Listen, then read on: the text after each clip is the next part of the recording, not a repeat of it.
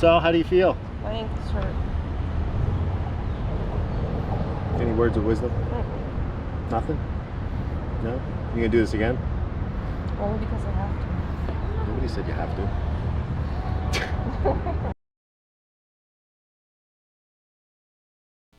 What's up, everybody? Ken Jr. from Giving It a Try, coming to you this week with a special race recap. The Gasparilla Distance Classic, held down in Tampa, Florida. So, what is this race? It's a 2-day running event down in Tampa, Florida. It takes place right near the convention center down there. It's 2 days of fun racing for a lot of people. It offers 4 different distances, and you can sign up for just one of the distances, or you can sign up for a pair of races, or you can sign up for all 4 races, which will make it the Ultra Classic, and that is 30.4 miles, 4 races in 2 days. So you may say, why Gasparilla in Tampa? You know, why go down there? Why do this race? Well, back in 2020, I was down there on vacation around the same time this race was going on. So I figured I would train for it since I would be down there. I'd shoot over to Tampa. I was meeting a friend down there. We'd give it a go. This was a couple years back, like I said, in 2020. My fitness was a little different back then. I trained a little differently. Went into that race kind of with the goal of, hey, let's finish this thing. I've run a marathon before that. This was kind of like a fun event to do over 2 days, test your limits a little bit, and just kind of see what happened. So down there in 2020, it wasn't as great of an experience as this year. Going into the run, I was battling some issues with proper training at the time. I had an issue with runner's knee, IT band syndrome, and I also, unfortunately, believe I came down with a case of food poisoning the night before the race. Needless to say, I was kind of wiped out literally from the inside out going into that Saturday morning. So over the 2 days, my goals drastically changed that year. It was just kind of a survival fest of just finishing.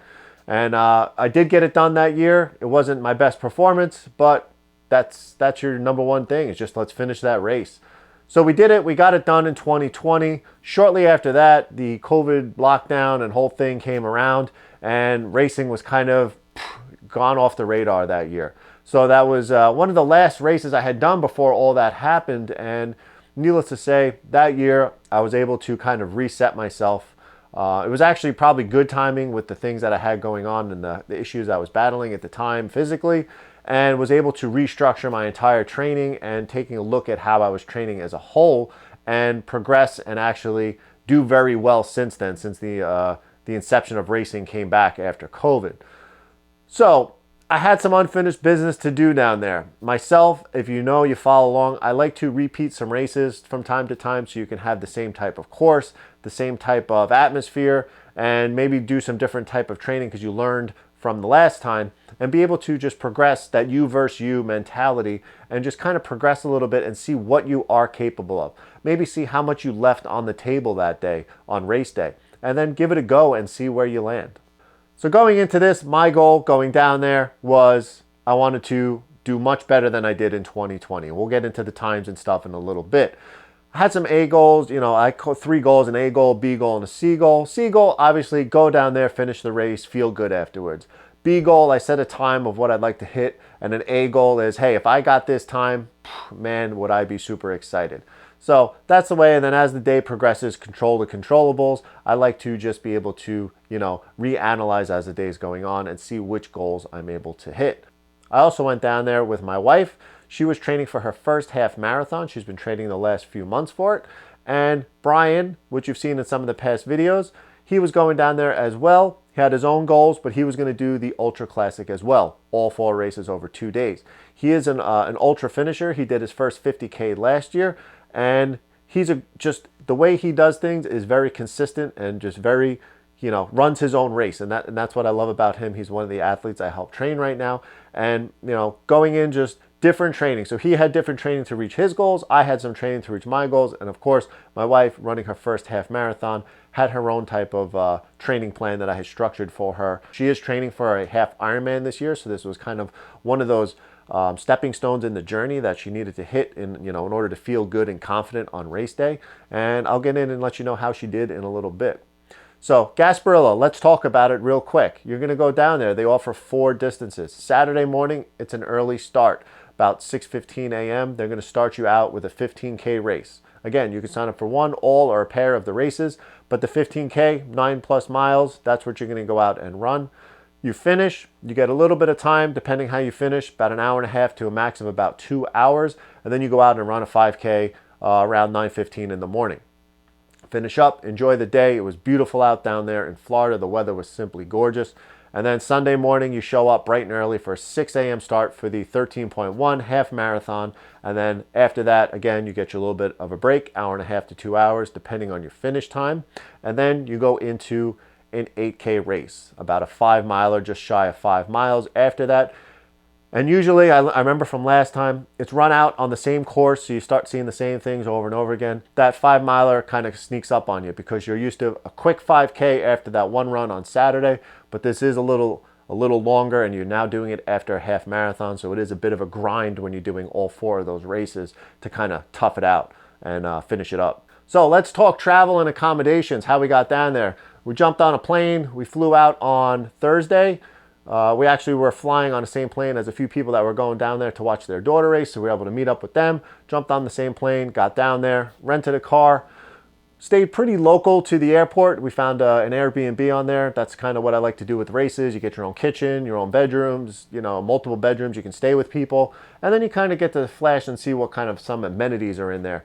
Whether it has a pool or a hot tub. This one actually had a little outdoor area with a hot tub. Figured that would be perfect with this 2-day event and being able to kind of stretch out and loosen those muscles before and after these races. We found a nice Airbnb. It was beautiful. It was a little close to the airport, but actually distance-wise to everything, it was actually perfect. Tons of places to eat nearby. It was about maybe a 15 to 20-minute drive to the convention center, which was perfect. Plenty of parking down there as well by the convention center. So just the logistics, which, some people maybe get a little anxiety over about trying to plan everything. Super easy for this race. Basically, if you can get towards a convention center, you're going to find a place to park, even though there's tons of people that do this race. And there's plenty of places to stay. Tampa's very big. We're coming from New York. We knew it was going to be much better weather than we've had up here, even though it hasn't been too bad of a winter.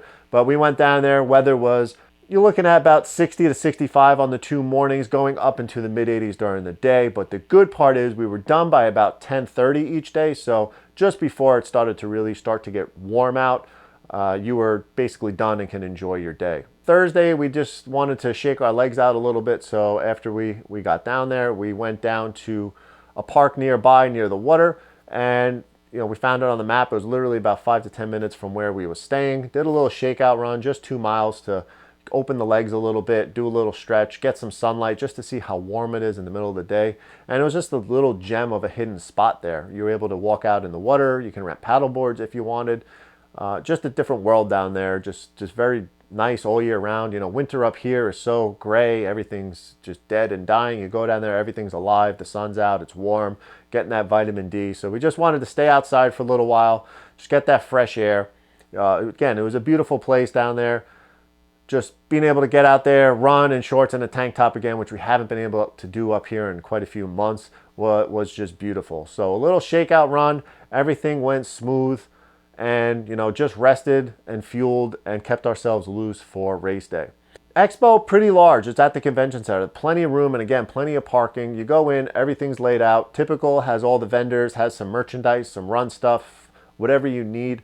Good part is, this race is very generous with what they give you. If you're that type of swag person, you like to get some stuff from the race, or the amenities or what they're going to have, it was pretty good. You walk in there, especially doing the 4 races, you're going to get a t-shirt for each individual distance that you're doing. At the end of each race, you get a finisher medal for each. If you did one of the challenges, whether it was the 2 race or the 4 race challenge, you get an individual medal for completing that challenge as well.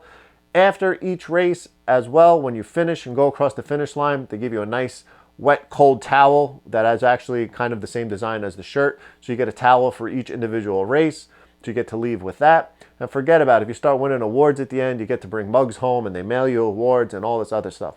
So basically, coming home from this race was a big old bag full of stuff, full of medals, shirts, and all that other jazz that you're going to get from this race. And you go home pretty full and get to enjoy the stuff and give you some memories of the time that you had down there. So the course, you're going to start near the convention center for each of the races. You do follow most of the same course. The 13.1, since it is a little longer, you will make a turn off the course at the beginning. You'll go through this this island nearby, this residential area, for about the first 5 miles. It is dark out because it is 6 a.m., but it is pretty cool. There's some entertainment on the side of the road. There was some flaming jugglers, saxophone player, just some kind of low-key stuff because it was still early in the morning in that community as we were going around. And then you get onto the boulevard there, which then goes down near the water. You get to watch the sunrise and the early races in the morning, and we had spectacular views each of the mornings. And it was just that perfect temperature. We thought it'd be maybe a little too warm coming from New York, but we were able to just run in shorts and a tank top, and honestly, I didn't overheat at all. If I had to choose a certain weather to have down there, this was spot on. It was just perfect weather-wise for the 2 days. The course is very flat, super fast.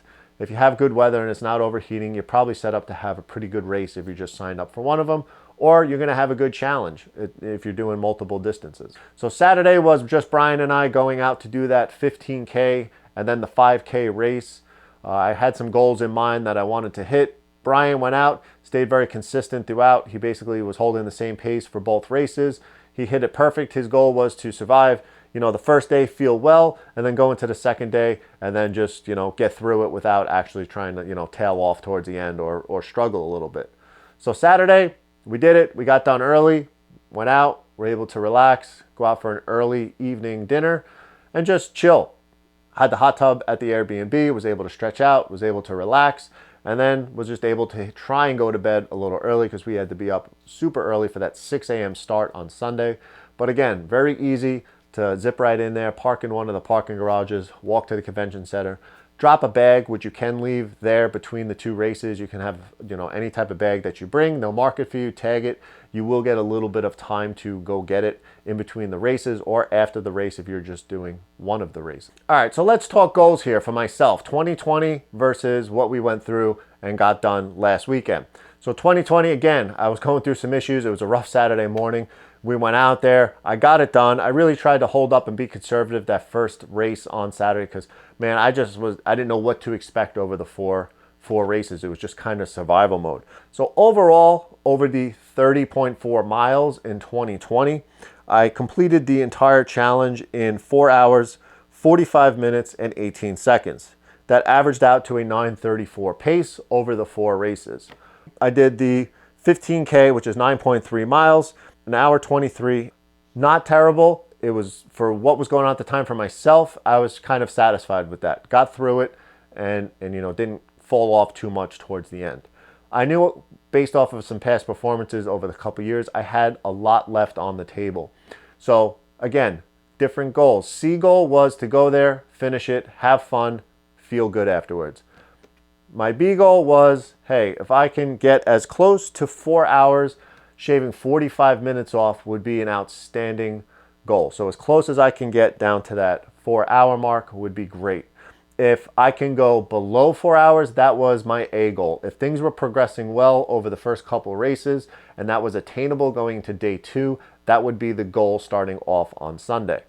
So here we go. We started off with the 15K, nice and early on Saturday. 2023 here last weekend. I went out, felt very good going into it, kind of very excited, and because I felt good leading into the race. The vibes there, it was beautiful out. Everything just was like one of those. I kind of went out a little too hot Saturday morning in that 15K, but just kind of held on and had a strong run. I wound up running in 1:10:37 at a 7:35 pace. So I already took 13 minutes off of my time from 2020. So after that, you finish the race. I felt good. My goal was, last time 2020 in between, I just wanted to sit down, kind of just get my bearings and try and drink something because it was a tough day overall because of what was going on. With this, I was watching Brian, waiting for him to come in because he was out there running it as well. And I was like, you know what? Let me stay on my feet. Let me walk around a little bit. Let me stay loose, stay warm for the next hour and a half. Fuel, drink, and just enjoy the atmosphere. Talk to some people that were around, and then get to the next start line, which was the 5K. Give it a go and see how we feel at the end of the day. All right. As you might have saw on the YouTube channel, I took the GoPro with me on the 5K to get some footage. Just because it was a short race, I wanted to get some kind of views out on the course for the video and see what we had. So I had all the footage from the actual races from the 5K, which you can tell by the orange shirts and the amount of people that were actually wearing the orange shirts there. And let's just go back so you can see about how many people do the races. The 15K, Overall people that finished was 2,650 people, and I placed 169th. Was very satisfied with that. The 5K went out 2020 and ran a 30:31 at 9:49 a mile. If you know my 5K times, that was a little bit of a struggle. I wasn't feeling well that afternoon. So I know looking at this time that I would have some time to get off of this 5K that would help me reach my goals for the total time this year. So 2023, I went out, hit the 5K, started running a little fast, but the cool thing about the 5K is in comparison to that 15K you just did, they keep a stanchion in the halfway point of each race that says you're halfway there. It just felt like, after a mile and a half, you see that you're halfway there and you're like, oh, I'm halfway there already, within quick timing, and you just make the turn and get back there. So it was one of those, let's just get this race done before the heat. It starts to get really warm out, and let's grind this out. So when I finished the 5K, I did push pretty hard that last mile.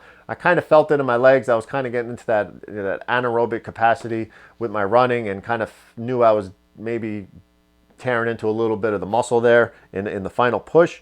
But 2020, 30:31, 2023, we did it in 21:33 at 6:56 a mile and placed 94th out of 6,776. This is just how I create goals with myself, and how I'm able to kind of progress with my running is all these micro goals from race to race, and how you can push yourself and create a pacing plan for the race, go execute the plan. And that's probably why I love running so much, is because you have time when you're out there. It's tough to do on the bike sometimes because you do have to pay attention when you're traveling that fast.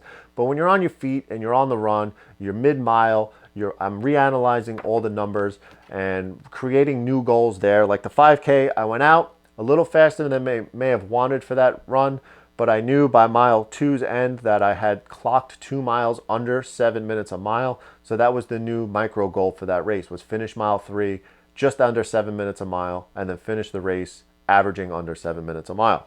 And again, creating those little goals and checking the boxes on those goals is what gives you some more confidence going into either the rest of the race or, like this, the second day of the race and going into it. That night, I felt it in my legs a little bit, but stayed loose, recovered as best I could, stretched, put the recovery boots on that we brought down there.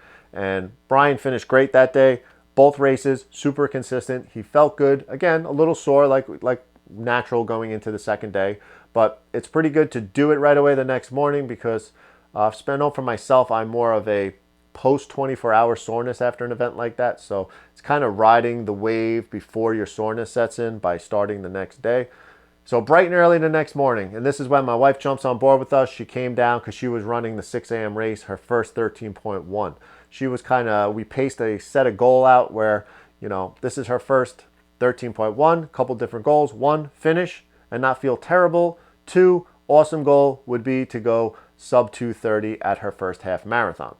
Different corrals that morning, so I started up. I just knew there was going to be a lot of people there. We had 3,181 people finish that 13.1. So it does get pretty crowded. So everybody wished themselves well. Brian and my wife, we separated. Everyone got to where they needed to be. And 6 a.m., we're off. 13.1 miles in Tampa, Florida. Again, the first 5 or so miles, you make a right turn. You go around the little island section, residential area, pop back onto the boulevard down by the water. The sunrise that morning was just gorgeous. People were posting pictures all over the internet from that. People stopping to take pictures. It really was a special morning out there. And for myself, the first few miles, I was super tight. My adductors and just my hips a little bit were just very tight from the day before, probably from the push during the 5K. And it was just one of those, settle in, keep the heart rate low, and see how we feel after the first few miles. Thankfully, as we started to hit and see that sunrise after about mile 4 to 5, things started to loosen up a little bit, started to really get the blood flowing, and we're able to kind of start putting in a decent effort. Pushing through on that half marathon, and things felt well. Fueling, having a good time, the crowd out there, the support, everything was just amping it up for just an awesome day and an awesome race. And everybody out there, that we were just encouraging each other, racers out there, pushing each other. It was just a really awesome experience. So for myself, we hit it out there, 13.1 in 2020. I remember the half marathon not being too bad. I felt okay Sunday morning, a lot better than I did Saturday morning. I did finish that in 2 hours, 6 minutes, and 1 second at a 9:37 a mile pace. My half marathons have all of recent time been under the 140 to the low 140s, depending if it was during a half Ironman event. So I knew what I was capable of, but not sure how I would feel. And I kind of said, this is the race that I need to make up the most time for if I'm looking to get towards that A goal of that 4-hour total time. So to my surprise, I went from 206 on that year from 2020, and we were able to finish this year's 13.1 at an hour 38:42 at a 7:32 a mile pace. I ran into a couple runners towards the end when we hit that 10-mile mark that were right there pace-wise with me. We pushed each other. We just put our heads down, encouraged each other, and it really was awesome out there when you can find those couple people towards the end of the race that are digging deep in their well, just like you, and are able to push forward at the end. So if you're out there and happen to come upon this video and you remember my face from that morning, thank you again. You pushed me towards the end. And anytime you get to that last mile at the race here, you can kind of see the convention center. You have to go under 2 overpasses, and the finish line chute is there. It's the same finish line chute for each race, and the energy at that finish line is pretty awesome. So when you actually get to that point of the race, you kind of just hammer down and finish it out. So I knew I didn't do any calculations in between the races just because I knew I took a lot of time off versus that prior event in 2020. So going in now, 8K, I was feeling a little fatigued after, but saw a lot of people. I was waiting for Brian to finish, so I was hanging around. I was on my feet, waiting for my wife to finish. Didn't go to really get anything out of my bag in between. I just stayed by the finish line, stayed on my feet, stayed walking, stayed hydrating, stayed fueling, took what I could. Brian came across, again, very consistent in the half marathon. Awesome job. And then my wife came in and she finished just at about the 2:29 mark for her first 13.1. So she hit her A goal for the day, which kind of motivated me as well to finish up and try and run this last 8K, which is going to be just under 5 miles. Basically the best I can, so we can get on with the day and maybe try and hit my goals as well. Brian was starting to feel a little fatigued, but he was all about it. He was ready to go. He was motivated to get this thing done, put it into high gear, and get this 8K done with. All right, 8K time. Again, it's a little weird, this run, because you're used to doing the 5K the day before, which is a relatively short race, obviously in comparison to all the other runs you're doing this weekend. So the 8K is just a strange distance. It's not the 5K. It's not the 10K. It just falls somewhere in between, and it's tough to kind of pace yourself when you want to have a good run for that. You don't want to go out too hard 5K pace because you may not last as long, or you might trail off too much, but you don't want to hold back as much as you do for a 10K. So it is a little interesting, but we got out there. It was starting to get a little warm out, especially at the start line. We had to hang around for about 20 minutes in the corral waiting, and the sun was just bright up there. It was starting to bake. I could feel it on my shoulder. And I was just, let's get running here. Let's get the wind in our face and let's get this thing started. The only thing about the 8K, things out on the course kind of starting to break down a little bit for the weekend. Some of the entertainment is starting to wrap up because they know they're kind of finished for the day. Hit the ground running, got out there. Probably went out a little too quick on the 8K that I wanted to, but then held back a little bit in the middle. And then once you kind of hit that 3.5 mile mark, hey, you got like 1.5 miles to go. And in my head, that means let's go, let's get this done, let's push. And as soon as that last mile came, mile 4 clicked on the watch.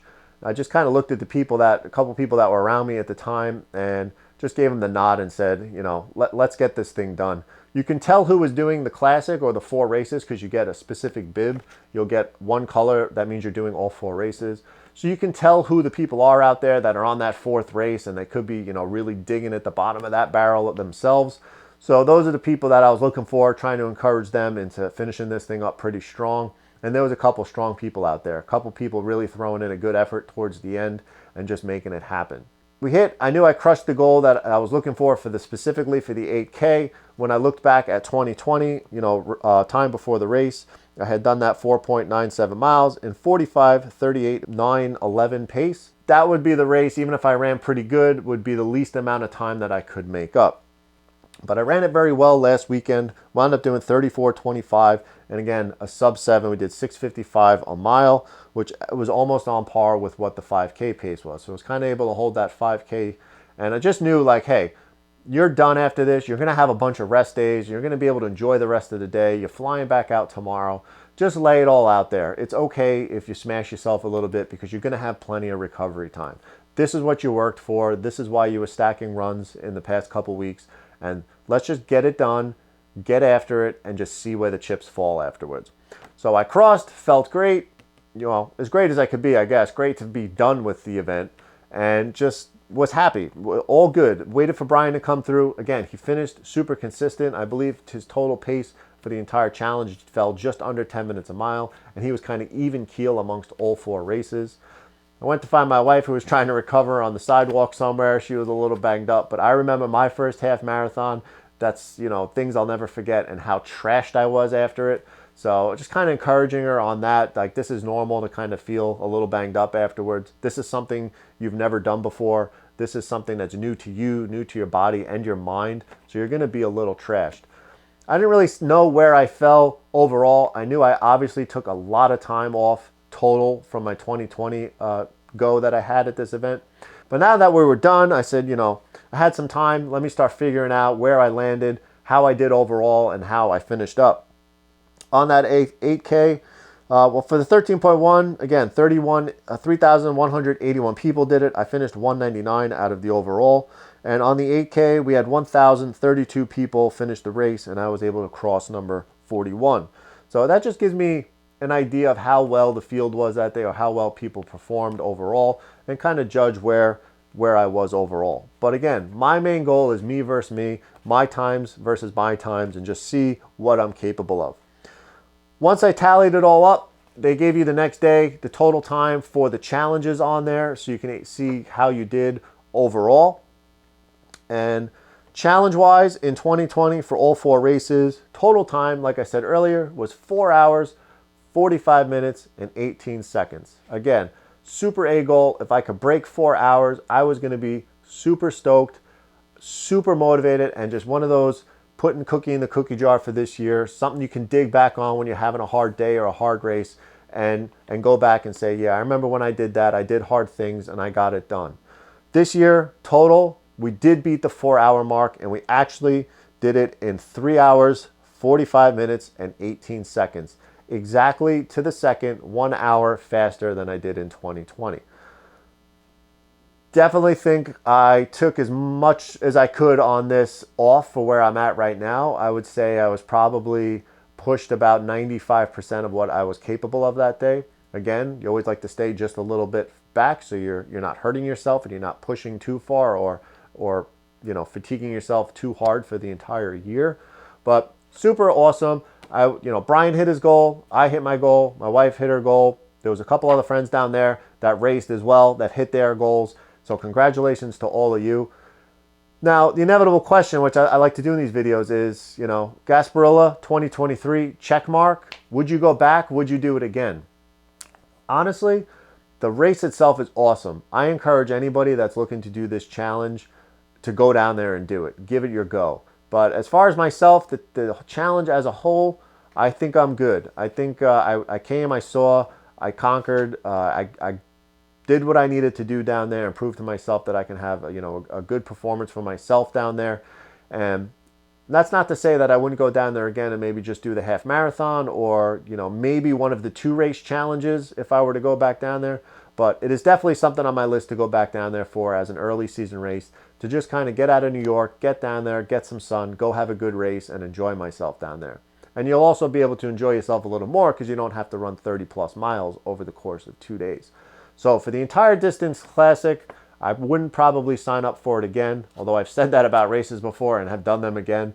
But as of right now, I'm pretty content with how everything went down there. I would go back though, just because the event itself is pretty awesome. And that's really my thoughts and opinions on all that. If you happen to race Gasparilla this year or in the past, throw what year you did it down in the comments. Let me know. If this enticed you at all a little bit to maybe want to do it next year, let me know as well. And then when the time comes, I'll let you know if I'm headed back down there for 2024. And now for me, what's next? I got about 6 weeks until my next big race for the year. My next, one of my races that I'm shooting for is going to be the Shore to Shore 50K again. It's a trail run. It's going to be my 3rd year doing it. I've progressed both years so far. First year was kind of like a survival. Let's do that distance for the first time, see where we land. Last year, I gave it a pretty honest effort and a pretty good romp the entire way. But I feel like with knowing the course and fueling at that distance and the 50K distance now, I can probably shave off a little bit more, and I have a new A goal that I want to do for this year. So you'll come along and you'll see that journey as well coming up. Then I've been doing a lot of awesome trail running with a good group of friends lately that have kind of been pushing my limits a little bit this year and getting a little good training in. And that's about all we got.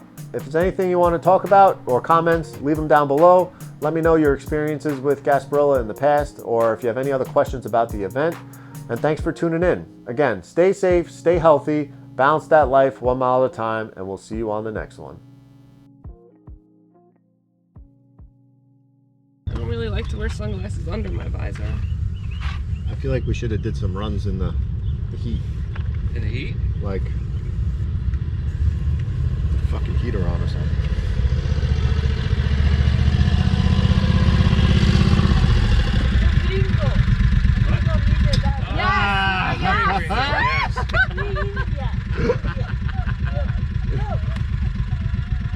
Makes you stronger. Yeah. Leather skin. Gringo. Here you go, Gringo. I don't need this. I have it all on camera. I'm all about burning.